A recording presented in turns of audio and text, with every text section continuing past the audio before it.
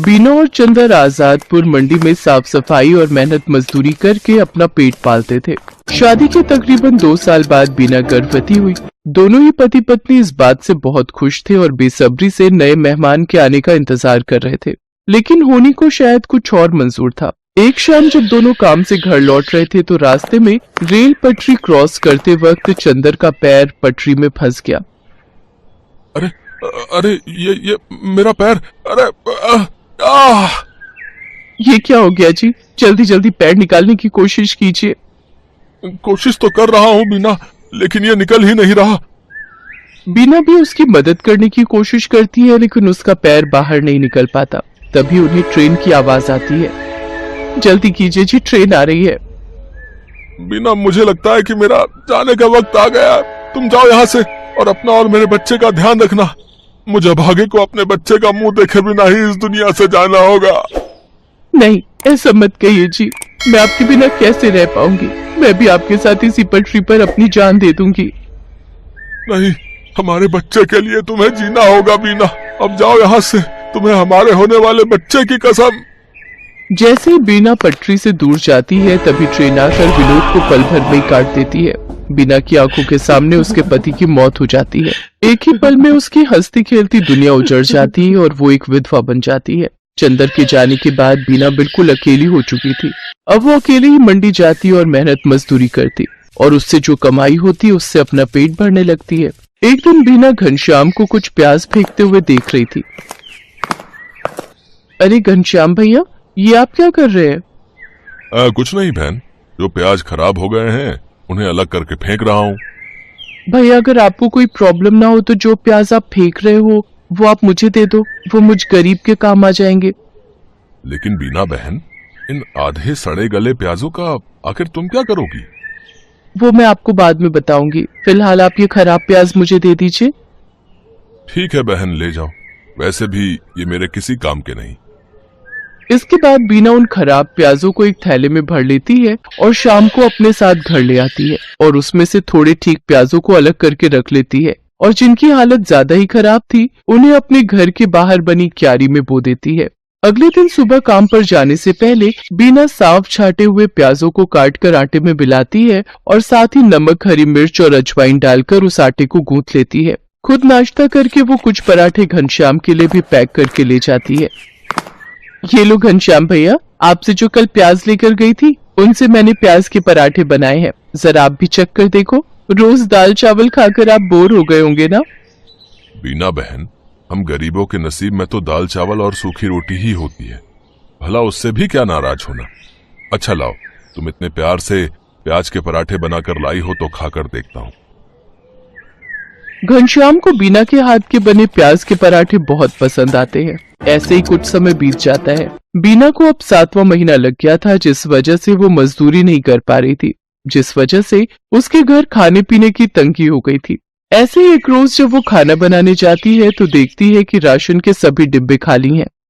हे भगवान, एक बार को मैं तो भूखी रह लूंगी, लेकिन मेरे अंदर पल रही ये नन्ही जान कैसे भूखी रहेगी? इस हालत में तो कोई मुझे काम भी नहीं दे रहा, अब क्या करूं? हाँ, याद आया, अपनी जमीन में थोड़े प्याज उगाए थे ना, क्यों ना उनको निकाल लूं, वो अब पूरी तरह पक गए होंगे। बीना उन प्याजों को निकालती है और पड़ोस से थोड़ा आटा उधार मांग कर ले आती है। उसके बाद स्वादिष्ट प्याज के पराठे बनाती है। उसके पराठों की खुशबू को सूंघते हुए उसकी पड़ोसन आरती वहां पहुंच जाती है। अरे वाह बीना, तेरे घर से तो बड़ी ही अच्छी खुशबू आ रही है। आखिर क्या बनाया है तूने?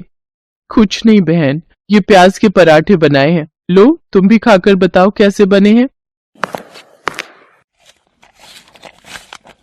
वाह वाह वाह, क्या स्वाद है बीना तेरे हाथों में। अरे इतने अच्छे पराठे तो ढाबे वाला भी नहीं बना पाता। मैं तो कहती हूँ तू प्याज के पराठे का एक ठेला लगाकर बेच और पैसे कमा। जब ऊपर वाले ने तुझे इस हुनर से नवाजा है कि तू इतना अच्छा खाना बना लेती है तो इसका फायदा उठा। उसकी बात बीना को सही लगी और वो मदद के लिए घनश्याम के पास जाती है।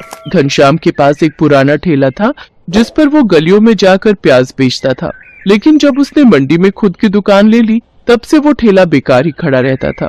घनश्याम वो ठेला बीना को देने के लिए तैयार हो जाता है। घनश्याम शाम को अपना पुराना ठेला लेकर बीना के घर पहुंचता है। ये लो बीना बहन, इसकी मरम्मत मैंने करवा दी है। अब तुम इसका इस्तेमाल कर सकती हो। आपका बहुत बहुत शुक्रिया घनश्याम भैया, आपका ये एहसान मैं कभी नहीं भूलूंगी। अगले दिन सुबह जल्दी उठकर बीना सारी तैयारी कर लेती है और मंडी में जाकर अपने प्याज के पराठों का ठेला लगा लेती है। लेकिन काफी देर तक जब कोई ग्राहक नहीं आता तो वो सोचती है, हे भगवान, दिन ढलने को आ गया लेकिन अभी तक एक भी ग्राहक नहीं आया। अगर ऐसे ही चलता रहा तो मैं अपने होने वाले बच्चे को क्या खिलाऊंगी। लगता है अब बिजनेस चलाने के लिए कोई तरकीब लगानी होगी। एक काम करती हूँ, कम दाम करके बेचती हूँ। एक बार मेरे पराठों का स्वाद सबकी जुबान पर चढ़ गया तो वो कहीं और जा ही नहीं पाएगा। इतना सोचकर बीना आधे दाम में प्याज के पराठे बेचने लगती है। कम दाम में बहुत सारे लोग बीना के पराठे खाने लगे। कुछ दिन बीना ने सबको कम दाम पर ही पराठे बेचे, लेकिन फिर जब उसके ग्राहक बढ़ गए तो उसने रेट बढ़ा दिए। लेकिन तब तक वो पूरी मंडी में प्याज के पराठों वाली के नाम से मशहूर हो चुकी थी। कुछ ही दिनों में उसकी अच्छी खासी कमाई होने लगी थी। वो भगवान के आगे हाथ जोड़कर बोलती है, हे भगवान, तेरी कृपा से और कुछ अच्छे लोगों की मदद से मेरा काम बहुत अच्छा चल पड़ा है और मैं अच्छी खासी कमाई कर लेती हूँ। बस मुझ पर ऐसी ही अपनी कृपा दृष्टि रखना ताकि मैं अपने बच्चे को एक अच्छी जिंदगी दे सकूं।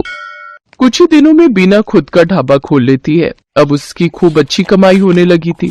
उसका काम और बढ़ गया था, इसलिए उसने अपनी मदद के लिए 2 लाचार औरतों को रख लिया था। बीना की डिलीवरी का समय भी आ गया और उसने एक बेटे को जन्म दिया।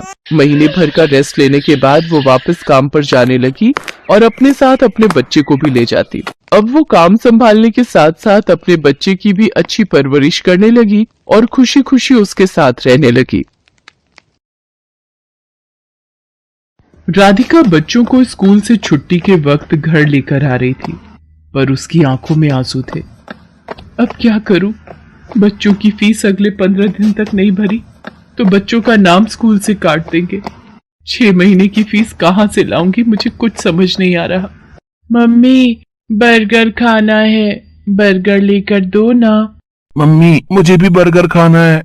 भैया, बर्गर कितने का दिया? 10 रुपए का आलू टिक्की और पनीर लगाकर 15 रुपए का है। 10 रुपए वाले 2 दे दो भैया। ये बर्गर बनाना कितना आसान है, अगर इसमें सब्जियां अच्छी लगाकर दो तो। ये लो आपके बर्गर। मम्मी, मुझे पनीर वाला खाना था। भैया ये लो 5 रुपए और पनीर लगा दो। बस इतना सा टुकड़ा पनीर का, इसके 5 रुपए। ऐसे तो तुम ग्राहकों को लूट रहे हो। बहन जी, 15 रुपए में अब इतना ही पनीर मिलेगा। हमें भी तो बचत करनी होती है। अगर एक ही बर्गर पर ढेर पनीर लगा दिया तो फिर हमने दुकान चला ली। और इतना ही कम लग रहा है तो खुद घर पर क्यों नहीं बना लेते बर्गर? बर्गर वाले की ये बात राधिका के मन में घर कर गई और उसके मन में विचार आया, अगर मैं बर्गर का काम खोल लूं तो मेरे पास भी इतने पैसे हो जाएंगे कि मैं भी घर के खर्चों में हरीश की मदद कर सकूंगी। और फिर बर्गर बनाना तो बहुत ही आसान है। घर जाकर माजी और हरीश से इस बारे में बात करती हूँ। राधिका हरीश और सास से बर्गर का ठेला लगाने की बात करती है। लो, कर लो बात राधिका बहू, अब तुम भी बच्चों सी बात कर रही हो। पता है हम औरतों का घर से बाहर निकलकर काम करना कितना मुश्किल है। हम औरतें घर के चूल्हा चौका ही निपटा लें, वही गनीमत है। पर माँ जी, आजकल बर्गर का काम बहुत चल रहा है। अगर मैं ये कर लूं तो इससे हरीश को भी पैसों में मदद मिलेगी। मुझे 15 दिन तक बच्चों की 6 महीने की फीस जमा करनी है। हरीश की सैलरी घर के किराए और खर्च में लग जाती है। दोनों मिलकर काम करेंगे तो घर खर्च में आसानी होगी। माँ, राधिका का मन है तो मुझे लगता है हमें राधिका को काम करने से नहीं रोकना चाहिए। अब तू भी इसका साथ दे रहा है? फालतू के पैसे खराब करेगी और हाथ कुछ नहीं आएगा, देख लेना। हरीश राधिका को 2000 रुपए देता है, पर उतने में तो बस थोड़ा ही सामान आ पाता है। राधिका परेशान हो जाती है। हरीश ने जो 2000 रुपए दिए थे वो तो कम पड़ गए। अभी तो ठेले वाले को एक दिन के 200 रुपए और गैस सिलेंडर आएगा 500 का। अभी और खर्चा करना बाकी है। मुझे कुछ काम उधार उठाकर करना होगा। बर्गर का ठेला लगाने के लिए राधिका को उधार में सामान लेना पड़ा। राधिका ने बर्गर का ठेला लगाना शुरू कर दिया, पर अभी नया नया काम था तो ग्राहक कम आ रहे थे। राधिका शाम के वक्त बर्गर का ठेला लगाती थी, पर जैसा उसने सोचा था वैसा बिल्कुल भी नहीं हुआ। मैंने सोचा था बर्गर बिक जाएंगे तो मेरी थोड़ी कमाई हो जाएगी, पर यहां पर तो एक भी बर्गर नहीं बिका। पता नहीं मेरी कमाई कैसे होगी। अगर कुछ दिन तक ऐसे ही चला तो माँ जी और हरीश मुझे इस काम के लिए मना कर देंगे। बहुत हिम्मत करके मैंने ये काम शुरू किया था। राधिका अभी ये सोच ही रही थी, तभी वहां एक गरीब औरत अपने 2 बच्चों के साथ आती है। दीदी, बहुत भूख लगी है, मेरे बच्चे 2 दिन से भूखे हैं। अरे, तुमने 2 दिन से कुछ नहीं खाया? रुको, मैं अभी तुम तीनों को एक एक बर्गर देती हूँ। शुक्रिया दीदी, आज तुमने हमारा पेट भरा है, और जो भूखों का पेट भरता है भगवान उसे कभी भूखा नहीं रहने देते। तुम्हें जब भी भूख लगे तुम मेरे ठेले पर बेझिझक आ जाया करो, और यहाँ पर तुम अपने बच्चों के साथ अपनी भूख मिटा सकती हो। वो गरीब औरत अपने बच्चों को लेकर खुशी खुशी वहां से चली जाती है। राधिका घर आ जाती है, पर उस दिन उसकी कमाई नहीं हुई थी। ये देखकर उसकी सास गुस्सा करने लगती है। लो, मैंने तो पहले ही मना किया था कि ये चोचले पालने की जरूरत नहीं है। पिछले 3 दिन से मुश्किल से 100 रुपए कमाकर घर आ रही है और सामान लगा लेती है 2 से 3 हजार रुपए का रोजाना का। अब रोटी सब्जी तो बनेगी नहीं, हम सब ये बर्गर खाकर पेट भर लेते हैं। क्यों, अब तो तू खुश है ना अपना नुकसान करके? माँ जी, मैं कोशिश कर रही हूँ ना, और मुझे विश्वास है एक दिन मुझे अपने काम में सफलता जरूर मिलेगी।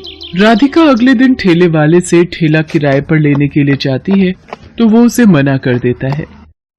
देखो बहन जी, मैं पिछले 4 दिन से तुम्हें उधार पर ठेला दे रहा हूँ, है 200 रुपए रोज का किराया है, बस आज के लिए और उधार दे रहा हूँ। अगर तुमने कल सुबह तक मेरे ठेले के किराए के 1000 रुपए नहीं दिए तो मैं किराए पर तुम्हें ठेला नहीं दूंगा। अब क्या करूं? हरीश से मांगूंगी तो वो मुझे इस काम को बंद करने के लिए कह देंगे, और माँ जी तो पहले ही मेरे काम के खिलाफ हैं, पर मुझे अपने बच्चों के लिए पैसे जोड़ने हैं। हे भगवान, मेरी मदद करो। राधिका भगवान से प्रार्थना करती है कि उसके ठेले पर ग्राहक आ जाए। तभी नमस्ते जी, मैं पीछे वाली गली में बर्गर की एक दुकान चलाता हूँ। यहाँ से गुजरते हुए 2 दिन पहले मैंने आपको ये बर्गर का ठेला लगाते हुए देखा था। मुझे 15 दिन पहले एक अनाथ आश्रम के लिए बर्गर का ऑर्डर मिला था, पर 10 दिन पहले एक हादसे में मेरी सीधे हाथ की हड्डी टूट गई, जिसके कारण मैंने अभी बर्गर बनाने का काम रोका हुआ है। पर मैं ऑर्डर के पैसे ले चुका था, इसलिए मैं वहां मना भी नहीं कर सकता। अगर आप उस ऑर्डर के बर्गर बना सकें तो मेरी बहुत मदद हो जाएगी। मैं आपको इसके लिए अच्छे पैसे दूंगा।